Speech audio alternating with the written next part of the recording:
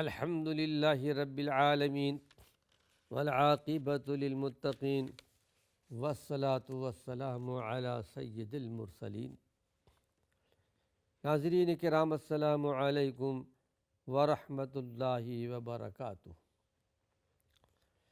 ایمانی صفات کا عنوان لے کر آپ کی خدمت میں حاضر ہوں۔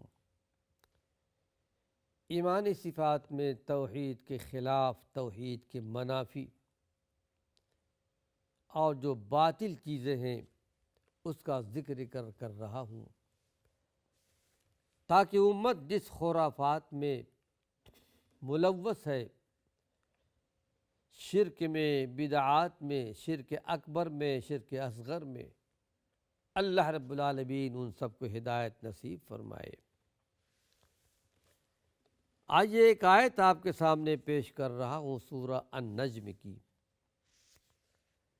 ارشاد ربانی ہے، افرأیتم اللات والعزی ومناة الثالثة الأخرى، بھلا تم نے کبھی لات اور عزیٰ اور تیسری گھٹیا و حقیر دیوی منات کے بارے میں غور کیا ہے؟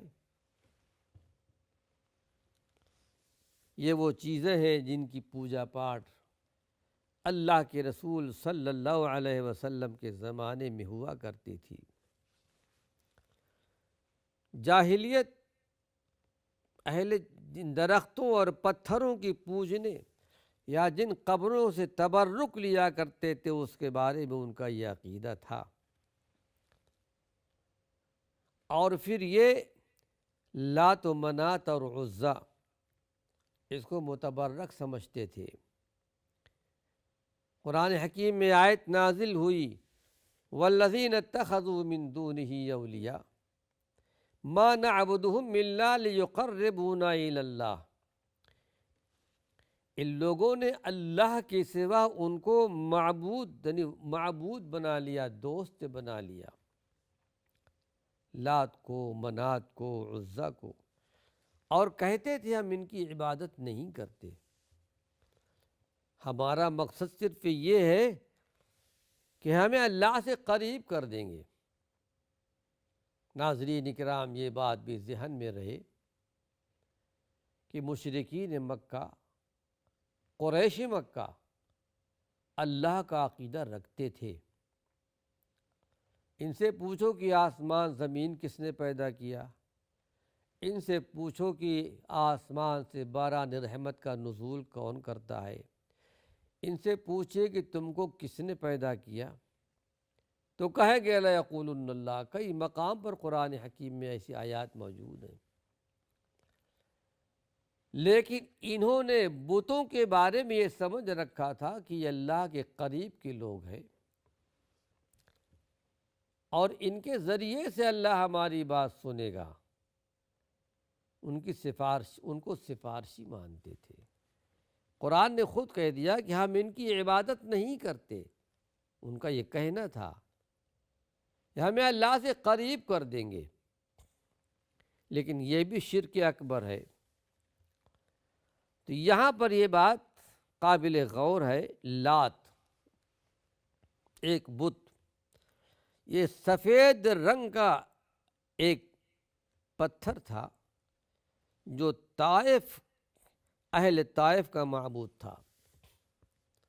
طائف والے لات کی عبادت کیا کرتے تھے۔ اس پر ایک عمارت کھڑی کی گئی تھی اور اس کے بہت سے خدام مجاور بھی تھے۔ قبیلے ثقیف کے لوگ وہاں رہا کرتے تھے، اور قبیلے ثقیف کے لوگ مجاور بھی تھے، اور ایک کاہنہ عورت تھی جو اس شرک کا اہتمام کیا کرتی تھی۔ جب مکہ فتح ہوا تو اللہ کے رسول صلی اللہ علیہ وسلم نے اس بت کو توڑنے کو، منہدم کرنے کا حکم دے دیا۔ منات کو، مکہ فتح ہو چکا ہے، اور آپ نے حکم دیا مغیرہ بن شعبہ رضی اللہ عنہ کو کہ جاؤ طائف کے اندر، تو ایک لات نامی بت ہے، اور بہت بڑا بت تھا جس کی پوجا پاٹ ہو رہی تھی، اس کو توڑ کر زمین کے برابر کر دو۔ انہوں نے جا کر کے اسے گرایا اور توڑ ڈالا۔ یہ تاریخ ہے لات کی، جس کی پوجا پاٹ ہوتی تھی۔ فتح مکے کے موقع پر اللہ رب العالمین نے اس کا ستیہ ناش کر دیا۔ جاء الحق وزهق الباطل، حق آ گیا باطل چلا گیا، باطل جانے والا ہی تھا۔ جبکہ اللہ کے رسول صلی اللہ علیہ وسلم فتح مکے کے موقع پر بیت اللہ کے اندر داخل ہوئے، 2 رکعت نماز پڑھی، آپ کے ہاتھ میں چھڑی تھی، 360 بت رکھے ہوئے تھے، ایک ایک بت کو، پتھر کو چھڑی سے ہٹاتے جاتے تھے، گراتے جاتے تھے اور پڑھتے جاتے تھے، جاء الحق وزهق الباطل، حق آ گیا باطل مٹ گیا۔ تو اللہ رب العالمین نے باطل کو مٹا دیا۔ لات کو اللہ رب العالمین نے ختم کر دیا۔ اب عزا، جس کا ذکر اللہ نے سورہ النجم کے اندر کیا ہے، افرأیتم اللات والعزا، لات اور عزا کی اللہ نے مذمت بیان کی ہے۔ یہ مکہ اور طائف کے درمیان ایک درخت تھا، بعد میں ببول کے 3 درختوں کے اوپر ایک عمارت کھڑی کر دی گئی، اس کے بھی مجاور تھے۔ وہاں ایک کاہنہ عورت تھی جو شرک کا اہتمام کرتی تھی۔ فتح مکہ کے موقع پر اللہ کے رسول صلی اللہ علیہ وسلم نے حضرت خالد بن ولید کو بھیجا، کہا جاؤ جا کر 3 درخت کو کاٹ ڈالو، اور اس کاہنہ عورت کو، جو لوگوں کو گمراہ کرنے کے لیے جنات کو حاضر کیا کرتی تھی، اس کو قتل کر ڈالو۔ اسے قتل کر ڈالا۔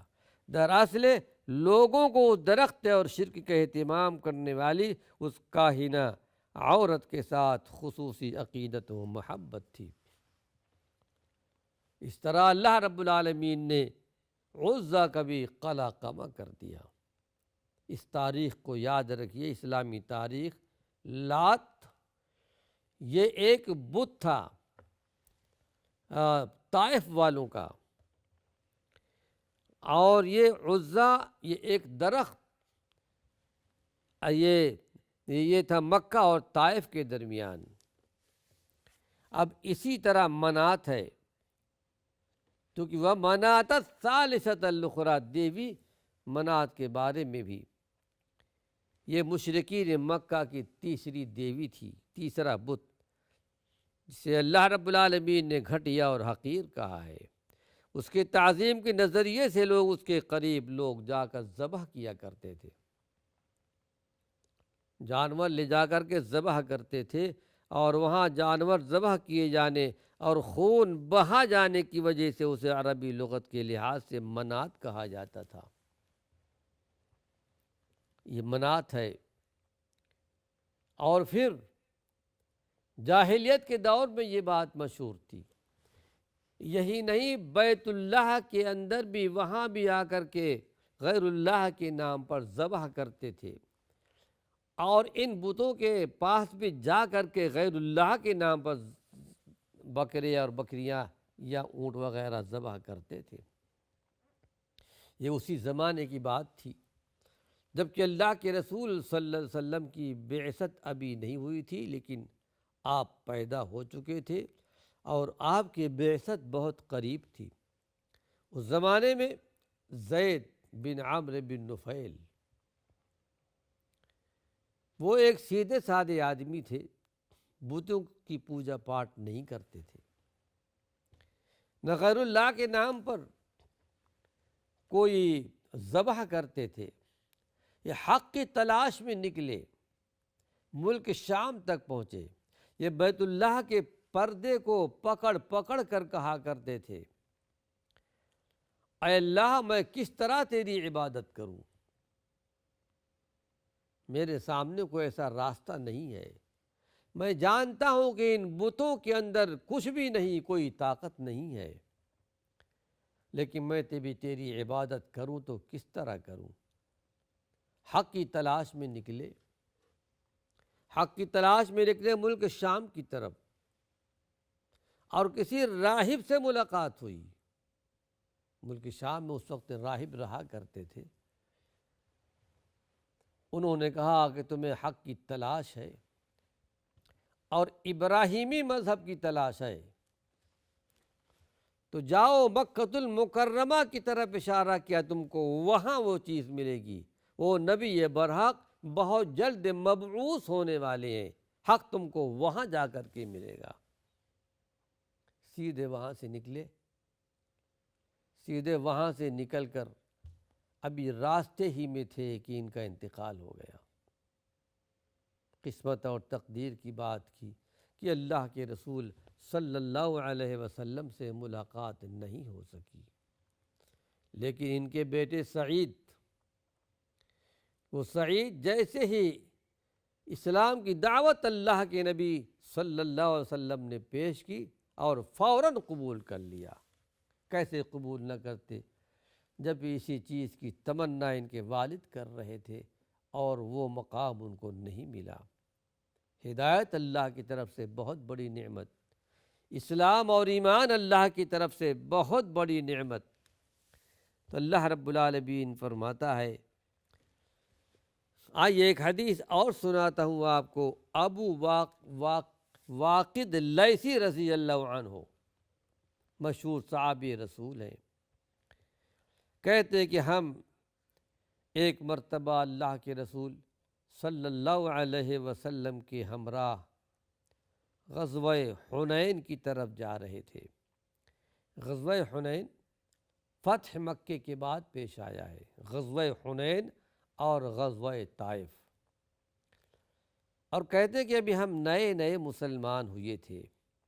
ابو واقد لیثی رضی اللہ عنہ، اور فتح مکے کے موقع پر تقریباً 2000 آدمی مکے والوں میں سے اسلام لائے تھے۔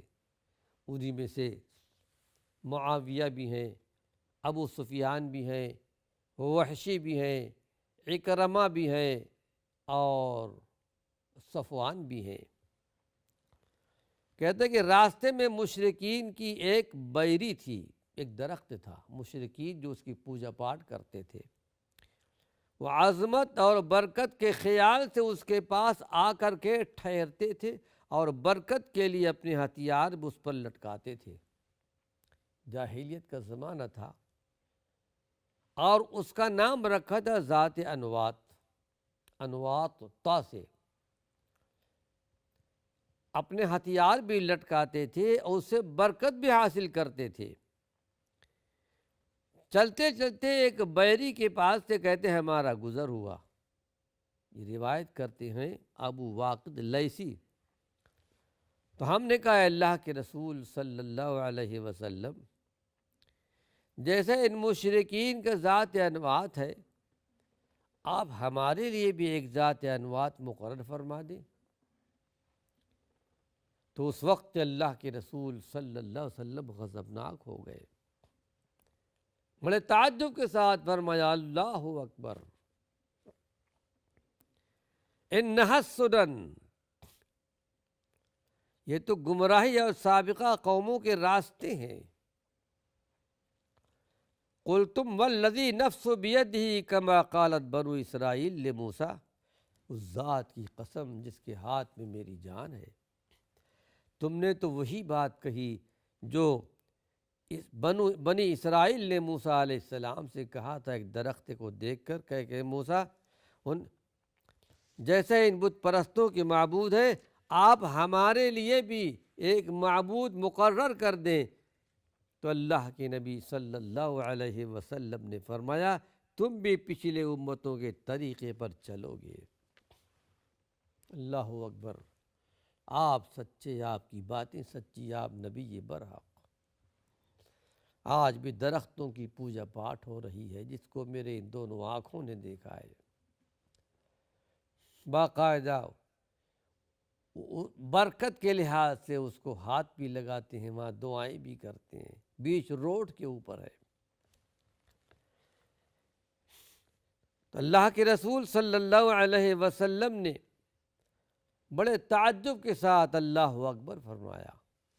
کہا یہ تمنا کرتے ہو تم، اور حقیقت میں یہ حدیث سند کے لحاظ سے بہت صحیح ہے، اور تبرک کے طور پر یہ لوگ ایسا کیا کرتے تھے۔ صحابہ میں سے کچھ لوگ نئے مسلمان تھے، انہوں نے کہا اللہ کے رسول جیسے ان مشرکین کا ذات نوات ہے ہمارے لیے بھی مقرر فرما دیجئے۔ ان کا گمان تھا یہ عمل شرک میں داخل نہیں ہے، اور کلمہ توحید لا الہ الا اللہ سے اس کی نفی نہیں ہوتی۔ نئے مسلمان سے ان کا یہ خیال تھا، اس لیے علماء کا کہنا ہے کہ بسا اوقات بڑے بڑے فضلاء سے بھی بعض شرک یا افعال کا ارتکاب ہو جاتا ہے، کر لیتے ہیں، مخفی رہتی ہے۔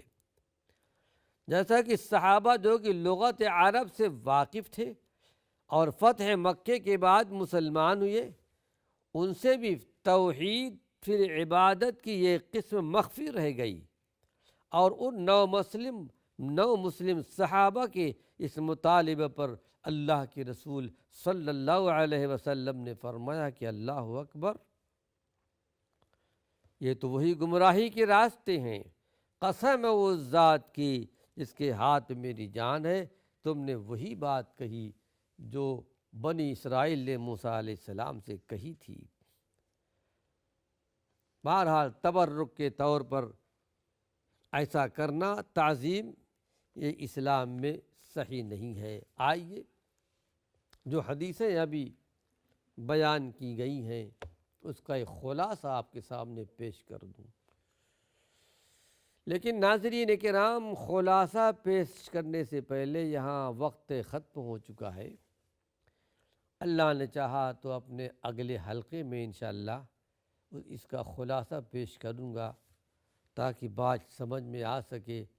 جو اللہ کے رسول صلی اللہ علیہ وسلم سے مطالبہ کیا گیا تھا ہمارے لیے ایک درخت ایسا بنا دے برکت کے لیے، تو آپ نے اس وقت تعجب کے ساتھ فرمایا تھا اللہ اکبر، اور کہا کہ یہ مشرکین کا عمل ہے، مسلمانوں کا عمل نہیں ہے۔ وآخر دعوانا ان الحمد للہ رب العالمین۔